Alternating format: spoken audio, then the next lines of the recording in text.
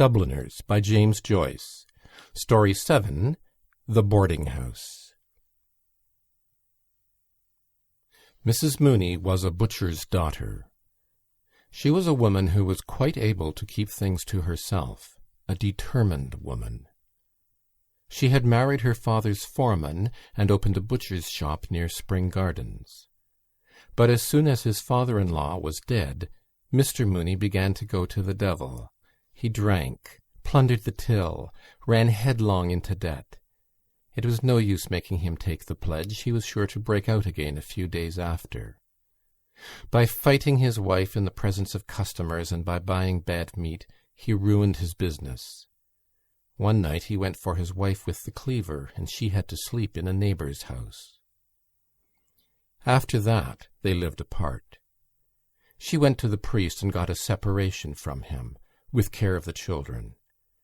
She would give him neither money, nor food, nor house-room, and so he was obliged to enlist himself as a sheriff's man. He was a shabby, stooped little drunkard with a white face and a white moustache and white eyebrows pencilled above his little eyes, which were veined and raw, and all day long he sat in the bailiff's room waiting to be put on a job. Mrs. Mooney, who had taken what remained of her money out of the butcher business and set up a boarding house in Hardwicke Street, was a big, imposing woman. Her house had a floating population made up of tourists from Liverpool and the Isle of Man, and occasionally artistes from the music halls. Its resident population was made up of clerks from the city. She governed the house cunningly and firmly, knew when to give credit, when to be stern, and when to let things pass. All the resident young men spoke of her as the Madam. Mrs. Mooney's young men paid 15 shillings a week for board and lodgings, beer or stout at dinner excluded. They shared in common tastes and occupations, and for this reason they were very chummy with one another. They discussed with one another the chances of favourites and outsiders. Jack Mooney, the Madam's son, who was clerk to a commission agent in Fleet Street, had the reputation of being a hard case. He was fond of using soldiers' obscenities. Usually he came home in the small hours. When he met his friends, he always had a good one to tell them, and he was always sure to be on to a good thing, that is to say, a likely horse or a likely artiste. He was also handy with the mits and sang comic songs. On Sunday nights there would often be a reunion in Mrs. Mooney's front drawing-room. The music-hall artistes would oblige, and Sheridan played waltzes and polkas and vamped accompaniments. Polly Mooney, the Madam's daughter, would also sing. She sang, "I'm a naughty girl, you needn't sham, you know I am." Polly was a slim girl of 19. She had light, soft hair and a small, full mouth. Her eyes, which were grey with a shade of green through them, had a habit of glancing upwards when she spoke with anyone, which made her look like a little perverse Madonna. Mrs. Mooney had first sent her daughter to be a typist in a corn-factor's office. But, as a disreputable sheriff's man used to come every other day to the office, asking to be allowed to say a word to his daughter, she had taken her daughter home again and set her to do housework. As Polly was very lively, the intention was to give her the run of the young men. Besides, young men like to feel that there is a young woman not very far away. Polly, of course, flirted with the young men, but Mrs. Mooney, who was a shrewd judge, knew that the young men were only passing the time away. None of them meant business. Things went on so for a long time, and Mrs. Mooney began to think of sending Polly back to typewriting, when she noticed that something was going on between Polly and one of the young men. She watched the pair and kept her own counsel. Polly knew she was being watched, but still her mother's persistent silence could not be misunderstood. There had been no open complicity between mother and daughter, no open understanding. But, though people in the house began to talk of the affair, still Mrs. Mooney did not intervene. Polly began to grow a little strange in her manner, and the young man was evidently perturbed. At last, when she judged it to be the right moment, Mrs. Mooney intervened. She dealt with moral problems as a cleaver deals with meat, and in this case she had made up her mind. It was a bright Sunday morning of early summer, promising heat, but with a fresh breeze blowing. All the windows of the boarding-house were open, and the lace curtains ballooned gently towards the street, beneath the raised sashes. The belfry of George's church sent out constant peals, and worshippers, singly or in groups, traversed the little circus before the church, revealing their purpose by their self-contained demeanour no less than by the little volumes in their gloved hands. Breakfast was over in the boarding-house, and the table of the breakfast-room was covered with plates on which lay yellow streaks of eggs with morsels of bacon fat and bacon rind. Mrs. Mooney sat in the straw armchair and watched the servant Mary remove the breakfast things. She made Mary collect the crusts and pieces of broken bread to help make Tuesday's bread pudding. When the table was cleared, the broken bread collected, the sugar and butter safe under lock and key, she began to reconstruct the interview which she had had the night before with Polly. Things were as she had suspected. She had been frank in her questions, and Polly had been frank in her answers. Both had been somewhat awkward, of course. She had been made awkward by her not wishing to receive the news in too cavalier a fashion, or to seem to have connived. And Polly had been made awkward not merely because allusions of that kind always made her awkward, but also because she did not wish it to be thought that in her wise innocence she had divined the intention behind her mother's tolerance. Mrs. Mooney glanced instinctively at the little gilt clock on the mantelpiece as soon as she became aware, through her reverie, that the bells of George's church had stopped ringing. It was 17 minutes past 11. She would have lots of time to have the matter out with Mr. Doran, and then catch short 12 at Marlborough Street. She was sure she would win. To begin with, she had all the weight of social opinion on her side. She was an outraged mother. She had allowed him to live beneath her roof, assuming that he was a man of honour, and he had simply abused her hospitality. He was 34 or 35 years of age, so that youth could not be pleaded as his excuse, nor could ignorance be his excuse, since he was a man who had seen something of the world. He had simply taken advantage of Polly's youth and inexperience. That was evident. The question was, what reparation would he make? There must be reparation made in such a case. It is all very well for the man. He can go his ways as if nothing had happened, having had his moment of pleasure. But the girl has to bear the brunt. Some mothers would be content to patch up such an affair for a sum of money. She had known cases of it. But she would not do so. For her, only one reparation could make up for the loss of her daughter's honour: marriage. She counted all her cards again before sending Mary up to Mr. Doran's room to say that she wished to speak with him. She felt sure she would win. He was a serious young man, not rakish or loud-voiced like the others. If it had been Mr. Sheridan or Mr. Meade or Bantam Lyons, her task would have been much harder. She did not think he would face publicity.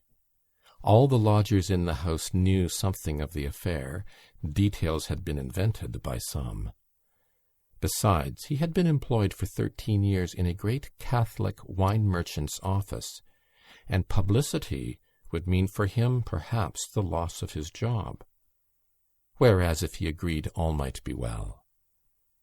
She knew he had a good screw for one thing, and she suspected he had a bit of stuff put by.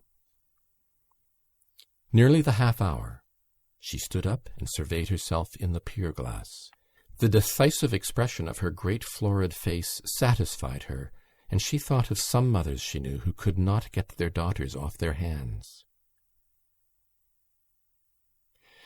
Mr. Doran was very anxious indeed this Sunday morning. He had made 2 attempts to shave, but his hand had been so unsteady that he had been obliged to desist. 3 days' reddish beard fringed his jaws, and every 2 or 3 minutes a mist gathered on his glasses so that he had to take them off and polish them with his pocket handkerchief. The recollection of his confession of the night before was a cause of acute pain to him. The priest had drawn out every ridiculous detail of the affair, and in the end had so magnified his sin that he was almost thankful at being afforded a loophole of reparation. The harm was done. What could he do now but marry her or run away? He could not brazen it out. The affair would be sure to be talked of, and his employer would be certain to hear of it. Dublin is such a small city. Everyone knows everyone else's business. He felt his heart leap warmly in his throat as he heard in his excited imagination old Mr. Leonard calling out in his rasping voice, "Send Mr. Doran here, please." All his long years of service gone for nothing, all his industry and diligence thrown away. As a young man he had sown his wild oats, of course. He had boasted of his free thinking and denied the existence of God to his companions in public houses.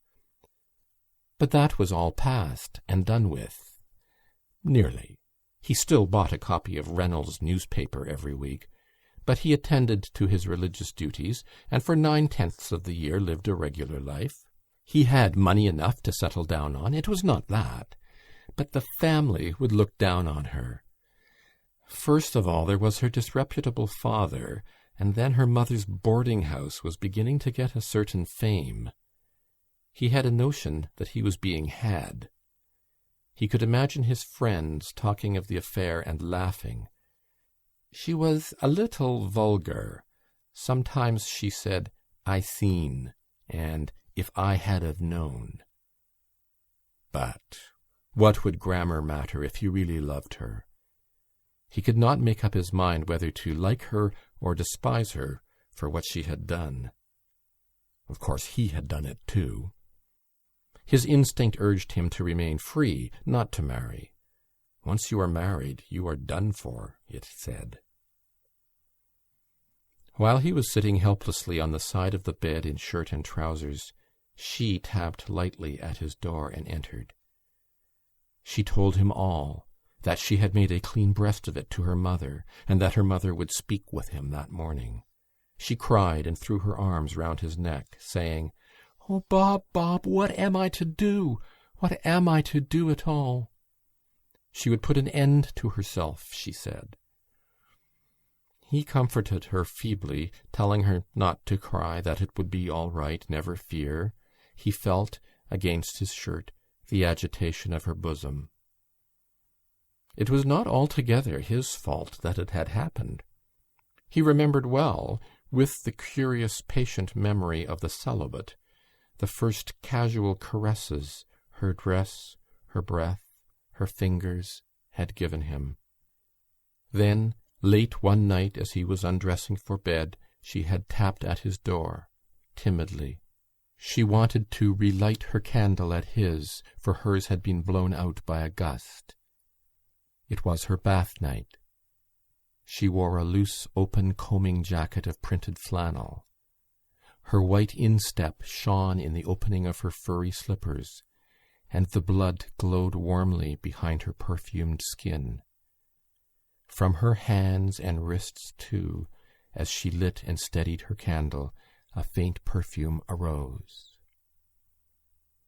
On nights when he came in very late, it was she who warmed up his dinner. He scarcely knew what he was eating, feeling her beside him alone at night in the sleeping house. And her thoughtfulness. If the night was any way cold or wet or windy, there was sure to be a little tumbler of punch ready for him. Perhaps they could be happy together. They used to go upstairs together on tiptoe, each with a candle, and on the third landing exchange reluctant good nights. They used to kiss. He remembered well her eyes, the touch of her hand, and his delirium. But delirium passes. He echoed her phrase, applying it to himself. What am I to do? The instinct of the celibate warned him to hold back, but the sin was there. Even his sense of honour told him that reparation must be made for such a sin. While he was sitting with her on the side of the bed, Mary came to the door and said that the missus wanted to see him in the parlour. He stood up to put on his coat and waistcoat, more helpless than ever. When he was dressed, he went over to her to comfort her. It would be all right. Never fear. He left her crying on the bed and moaning softly, "Oh, my God." Going down the stairs, his glasses became so dimmed with moisture that he had to take them off and polish them. He longed to ascend through the roof and fly away to another country where he would never hear again of his trouble, and yet a force pushed him downstairs step by step.